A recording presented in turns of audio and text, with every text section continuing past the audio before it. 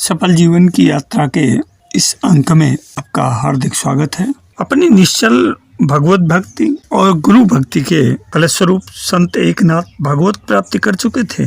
भगवत प्राप्ति के उपरांत वे अपने हृदय में सदैव भगवान की उपस्थिति का आभास कर आह्लादित होते थे। अपनी ब्रह्म दृष्टि से वे सर्वत्र सभी जीवों में भगवान को ही देखा करते थे। उनके लिए न कोई अपना था, न कोई पराया, न कोई शत्रु था, न कोई, वे तो समदर्शी थे और सबको समान भाव से ही देखा करते थे। पर दुष्ट प्रवृत्ति के कुछ लोग जो संत एकनाथ की ब्राह्मी भाव दशा से सर्वथा अनभिज्ञ थे, वे हमेशा इनके प्रकार उन्हें कष्ट देने, परेशान करने को तत्पर रहते थे। एक बार एक ऐसा ही घटनाक्रम हुआ। एक बार आधी रात के समय 4 प्रवासी ब्राह्मण पैठण में आए और उस गांव में रात्रि विश्राम करने को आश्रय ढूंढने लगे। तभी उनकी मुलाकात गांव के कुछ दुष्ट लोगों से हो गई। उन दुष्ट लोगों ने संत एकनाथ को परेशान व अपमानित करने की नियत से उन प्रवासी ब्राह्मणों से कहा कि आप लोगों के ठहरने लायक एक ही सुंदर स्थान है और वह है एकनाथ का घर। वह सामने जो मकान दिखाई पड़ रहा है, उसी में एकनाथ का नाम का एक बहुत अमीर दानदाता रहता है। उसके पास ढेर सारी धन दौलत, हाथी घोड़े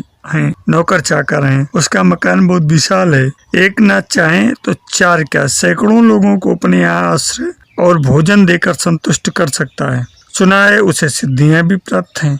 आप लोग वहीं जाइए। दुष्टों से प्रेरित होकर चारों ब्राह्मणों ने संत एकनाथ का दरवाजा खटखटाया। संत एकनाथ ने स्वभावतः उन ब्राह्मणों को घर के अंदर आने को कहा।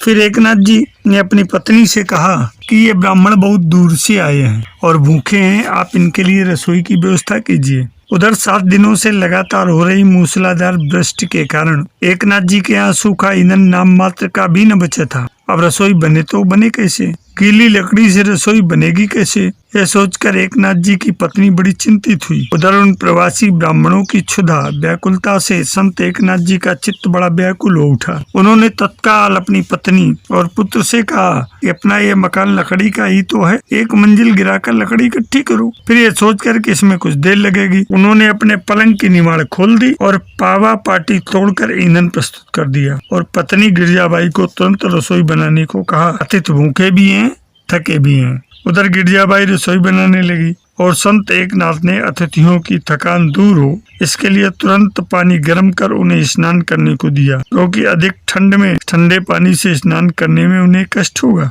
अतिथियों को स्नान करने को गर्म पानी मिलने से स्नान करते ही उनकी थकान मिट गई। स्नान के पश्चात वे भोजन को बैठे। गिरजाबाई ने बड़े प्रेम से, ममत्व व वात्सल्य से भरे हृदय के साथ उन ब्राह्मणों को भोजन परोसा और एकनाथ जी ने जली हुई गर्म अंगीठियां ब्राह्मणों के पास रखी, जिससे उन्हें ठंडक महसूस न हो। ब्राह्मणों ने बड़े प्रेम से भोजन ग्रहण किया और बड़े तृप्त हुए। उन्हें बड़ा संतोष हुआ। रात्रि विश्राम के पश्चात प्रातः एकनाथ जी के यहाँ से प्रस्थान करते समय उन्होंने एकनाथ जी के अतिथि प्रेम के लिए उनकी बहुत सराहना की और कहा कि अतिथियों को तृप्त करने वाले आप धन्य हैं। और फिर सभी अतिथि विदा हुए।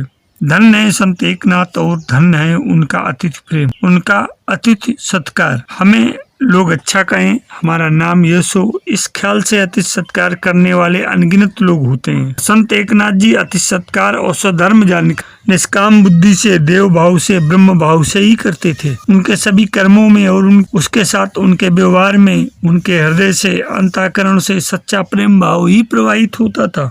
वे तो आत्मवत्सर भूतेषु के सिद्धांत अनुसार ही जगत व्यवहार करते थे। ऐसा शुद्ध भाव, प्रेम भाव, ब्रह्म भाव तो किसी साधक, संत, भक्त, ज्ञानी का ही हो सकता है।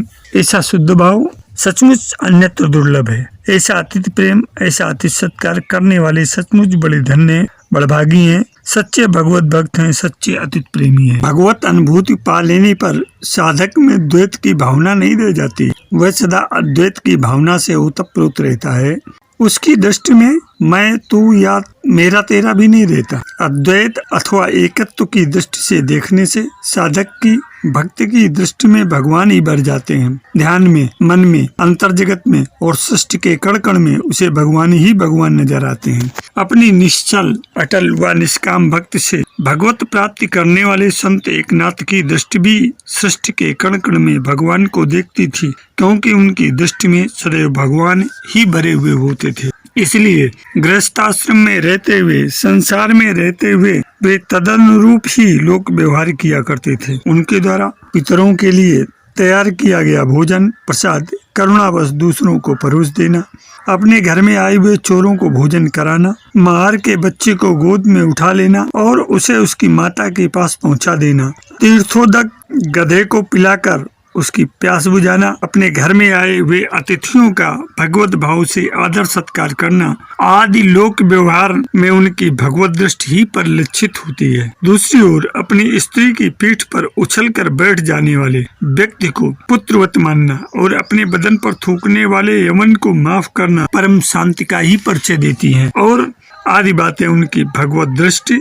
साधक जब अद्वैत भाव से ब्रह्म भाव से भरा हुआ होता है तो उसके चिंतन चरित्र और व्यवहार से वे दिव्य भाव निश्चित ही परिलक्षित होने लगते हैं। संत एकनाथ भी ऐसे ही उच्च कोटि के संत साधक थे जिनकी दृष्टि हमेशा भगवान के दिव्य भाव से भरी होती थी। ऐसी कई कथाएं हैं उनसे जुड़ी जिनसे उनकी भगवत दृष्टि दृष्टिगोचर होती है और साधकों को आह्लादित भी करती है। एक ऐसी ही कथा उनसे जुड़ी हुई है। कथा के अनुसार पैठण में एक बड़ी चतुर, सुंदर और नृत्य गायन में निपुण वेश्या रहती थी। संत एकनाथ के यहाँ भगवत भजन कीर्तन आदि अक्सर हुआ करते थे जिसमें कोई भी भाग ले सकता था। उसमें आने से किसी को भी रोका टोका नहीं जाता था।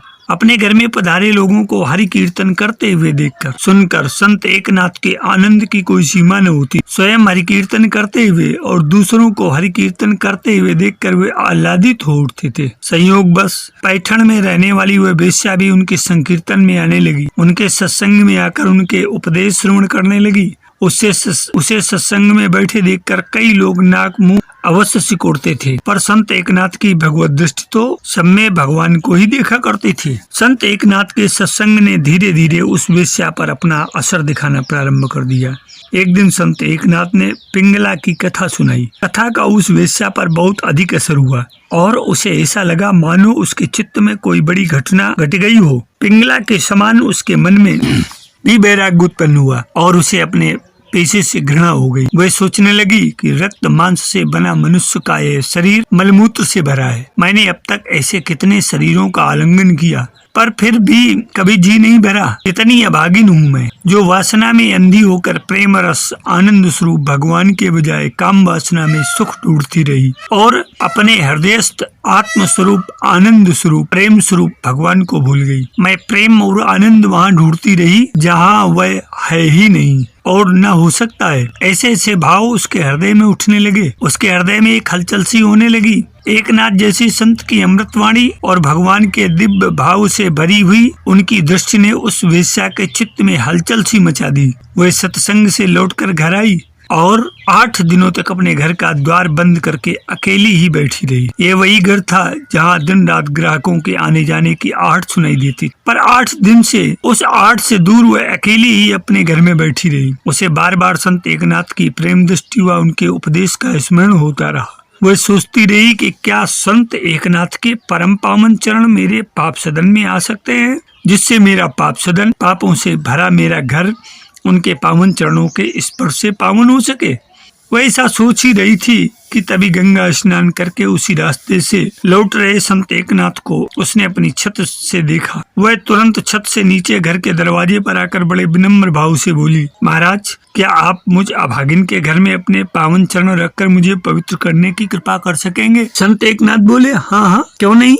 और ऐसा कहकर अपने एक शिष्य के साथ वे उसके घर में प्रवेश कर गए। उसने महाराज को एक चौकी पर बिठाया और स्वयं दरवाजे पर रोमांचित होकर खड़ी रही। वह निःशब्द थी और संत एकनाथ भी मौन रहे। कहाँ संत एकनाथ जैसे भगवत प्राप्त हो संत और कहाँ मैं पापी, फिर भी विनती करते ही ये हमारे घर पधारे। यह सोचकर उसका कंठ रुध गया। जैसे सूर्य के समक्ष अंधकार नहीं टिकता, वैसे ही संत एकनाथ जैसे भगवत कोट संत के दर्शन से मानो उसकी हृदयगत सारी पाप वासनाएं मिट गई। उसके हृदय में सच्चा भगवत प्रेम जाग उठा।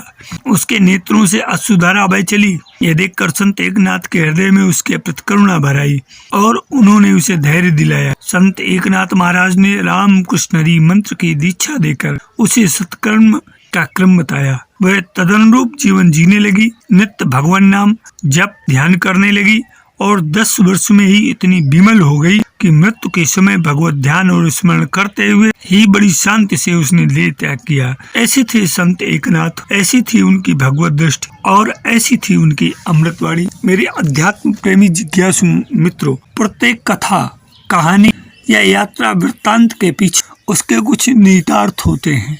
भागवतिक कथा में संत एकनाथ के जीवन चरित्र की जो झलकी आपके सामने रखी गई, इसमें भी कई प्रेरणास्पद प्रसंग जो आपके मन को, हृदय को छू लेंगे और आपके जीवन को भी धन्य बनाने का कार्य करेंगे। आशा है आपको ये संत एकनाथ की जीवन कथा बड़ी रुचिकर लगेगी और आप इसको हृदयंगम करके इसको लाइक, शेयर, सब्सक्राइब एवं कमेंट अवश्य करेंगे। सफल जीवन की यात्रा के संग में आज इतना ही। धन्यवाद।